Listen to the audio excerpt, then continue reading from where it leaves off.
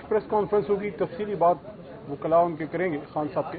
बिस्मिल्लाहिर्रहमानिर्रहीम, बिस्मिल्लाहिर्रहमानिर्रहीम, बिस्मिल्लाहिर्रहमानिर्रहीम। अल्लाहुम्मा सल्लि अला मुहम्मदिन व अला आलिहि व अस्हाबिहि वसल्लम।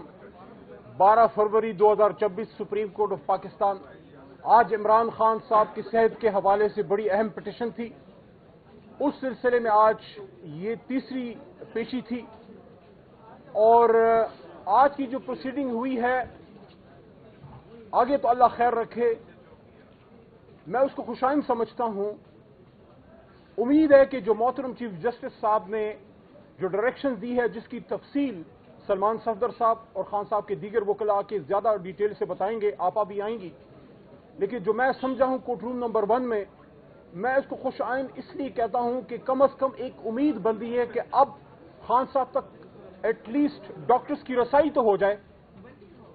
3 चीजों को मेरे ख्याल में आज इंपॉर्टेंट चीजों को एड्रेस किया गया। सबसे अहम सेहत की बात है और मैंने कंसर्न देखा अदालत उज़्मा में, सुप्रीम कोर्ट ऑफ पाकिस्तान के बेंच में, कि उनको फिक्र मैंने देखी कि खान साहब की सेहत की फिक्र है और उन्होंने इसी वजह से उसके हवाले से ये डायरेक्शन दी कि जो डॉक्टर्स की स्पेशलिस्ट की टीम है, जो ऑप्थेमोलॉजिस्ट जो सिर्फ आंखों का इलाज करते हैं, कम अज कम उनको तो रसाई दी जाए। जो दूसरी चीज वहां डिस्कस हुई आज खान साहब के बच्चों के हवाले से, चीफ जस्टिस साहब ने जो कंसर्न शो की कि कम अज कम इमरान खान साहब के अपने बच्चों से बात तो हो पाए। और तीसरा, किताबों के मुतालिक हमारे वकील साहब ने, सलमान सफदर साहब ने, सरदार खोसा साहब ने जब कंसर्न का इजहार किया और आपा भी डाइस पे एक दफा गई, मैंने देखा, तो जो डायरेक्शन मैं समझा हूं वो ये है कि किताबें बिल्कुल खान साहब तक मिलनी चाहिए। और चीफ जस्टिस साहब ने जो डायरेक्शन दी अटॉर्नी जनरल साहब को कि अगर डॉक्टर अलाउ करें कि खान साहब की आंखों की कंडीशन ऐसी है कि वो किताब पढ़ सकते हैं, तो उनको किताबें दी जाएं। उसके अलावा कोई और भी अगर डायरेक्शन है तो वो तफसीली फैसले में आ जाएगी। तीनों बातें अहम हैं। खान साहब की सेहत सबसे अहम, बच्चों से, कासिम साहब से, सुलेमान खान साहब से बात इंतहाई अहम, और तीसरी बात जो है खान साहब तक किताबों की रसाई। जिस चीज की मुझे एक खदशा है, अगर वो भी हो जाता तो क्या मजायका था अगर आज आपा के लिए एक ऑर्डर आ जाता कि खान साहब की सिस्टर्स या उनके कोई फैमिली मेंबर, जाहिर है सिस्टर्स ही सबसे करीब हैं इस वक्त बाहर जो हैं, उनकी रसाई हो जाती, कम से कम आपा की मुलाकात हो जाती, या बैरिस्टर गौर साहब जो चेयरमैन है तहरीक इंसाफ के, या मोहतरम सलमान राजा साहब जो जनरल सेक्रेटरी हैं, कम से कम एक वकील जो उनके अपने वकील हैं, पार्टी ऑफिस बीरर हैं, या आपा की मुलाकात का भी ऑर्डर आ जाता, तो ये जितने शकूक शुबात हैं वो और भी कम हो जाते। लेकिन एक चीज मुझे आज कोर्ट रूम नंबर 1 में बैठे बैठे मुझे बहुत अफसोस हुआ, और मैं पिछले तकरीबन 13-14 साल से इस कोर्ट रूम नंबर 1 में खान साहब के साथ आता रहा हूं। पहली दफा जब हम आए तो चीफ जस्टिस चौई साहब का वक्त था, 2014 से शायद, उससे लेके आज तक तकरीबन 11 चीफ जस्टिस साहिबान चेंज हो चुके हैं। 11 चीफ जस्टिस चेंज हो गए, लेकिन मुल्क में ना आईन की हुक्मरानी आई, ना इंसाफ का बोलबाला हुआ। वो कुर्बानियां जो इमरान खान ने दी, जेल काटी इस अदलिया के लिए, मेरे उस्ताद मोहतरम शहीद अब्दुल लतीफ अफरीदी लाला, उनकी टांग टूटी थी, बहुत से वकला शहीद हुए थे, बहुत से जज साहिबान को तकलीफ पहुंची थी। हम इस उम्मीद में हैं, आज भी हम इस उम्मीद पे सुप्रीम कोर्ट में आए हैं कि हमें इंसाफ मिलेगा।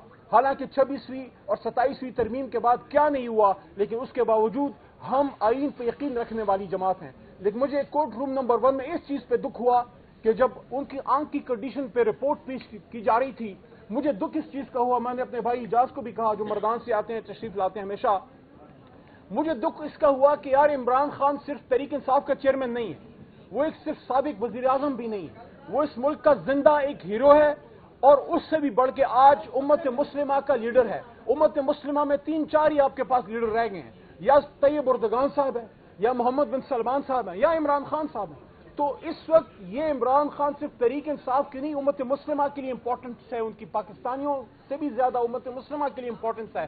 पाकिस्तान के लिए जितनी स्ट्रेटेजिकली इंपॉर्टेंट आपके न्यूक्लियर एसेट्स हैं, उतना ही आपका एक लीडर जो है वो एक स्ट्रेटेजिक एसेट होता है। लीडर ना इदारे में बनता है, लीडर को ना ट्रेन कर सकते हैं, लीडर को ना बना सकते हैं, ना लीडर को इंपोर्ट कर सकते हैं। लीडर इस मिट्टी से निकलता है और वक्त उसकी परवरिश करता है।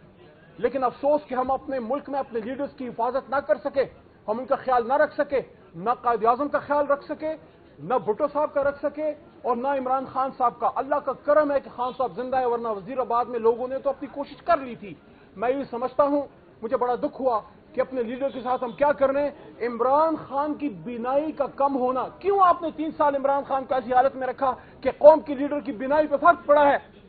میں دعوے سے یہ کہتا ہوں کہ قوم کا لیڈر جو ہوتا ہے اس کی آنکھوں میں قوم اپنا مستقبل دیکھتی ہے. آپ لیڈر کی بینائی سے نہیں کھیل رہے, آپ اپنے اس قوم کے مستقبل سے کھیل رہے ہیں. وہ قوم جس نے کبھی خواب دیکھا تھا جناح کی آنکھوں میں ایک روشن مستقبل کا, وہ قوم جس نے کبھی بھٹو کی آنکھوں میں غریب نے روٹی کپڑا مکان کا خواب دیکھا تھا, اس قوم نے اور اب امت مسلمہ نے عمران خان کی آنکھوں میں مدینہ کی ریاست کا کانسیپٹ ایک بار پھر دیکھا, اور آپ ان آنکھوں سے کھیل رہے ہیں. آپ عمران خان کی ایک آنکھ سے نہیں, آپ اس قوم کی 25 کروڑ آنکھوں سے کھیل رہے ہیں. ہوش کے ناخن لو, ہوش کے ناخن لو, بس کرو, بس کرو. اب یہ جو ظلم ہو رہا ہے, جو سندھ میں کراچی میں اس دن ہمارے ممبرز کے ساتھ ہوا ہے, ایکس ایم این اے فہیم صاحب اور ہمارے ایک اور آفس بیئرر اور علی زمان جو ہمارے ایڈوکیٹ ہے خیبر پختونخوا کے, کیوں ایسا کر رہے ہیں اس قوم کے بچوں کے ساتھ؟ کیوں اتنی نفرت پھیلا رہے ہیں کہ پھر ہم چاہ کے عمران خان بھی چاہ کے پھر ختم نہ کر سکے. آخر میں یہ کہوں گا, جو فاصلے پیدا ہو گئے ہیں قوم اور اداروں اور قوم اور اس سسٹم کے بیچ میں, یہ نفرتیں, یہ کدورتیں, یہ ایک آدمی ختم کر سکتا ہے, اور وہ ہے قیدی نمبر 804 عمران خان. عمران خان جب نکلے گا عزت کے ساتھ اور ایک بار پھر کہہ دے گا کہ ملک بھی میرا ہے, فوج بھی میرا ہے, تو سب باہمی شیر و شکر ہوں گے. لیکن اگر آپ نے یہ موقع ضائع کر دیا, 3 نسلوں تک کی نفرت پھر ختم نہیں ہو سکتی. لیکن پھر بھی آخر میں امید پہ دنیا قائم ہے, پیوست ترے شجر سے اور امید بہار رکھ. ہم پر امید ہیں, ہم وکلاء پر امید ہیں, ہم سیاسی کارکن پر امید ہیں, ہمارا لیڈر نکلے گا, ادھر ہی سے کوئی خیر کے سلسلے چلیں گے.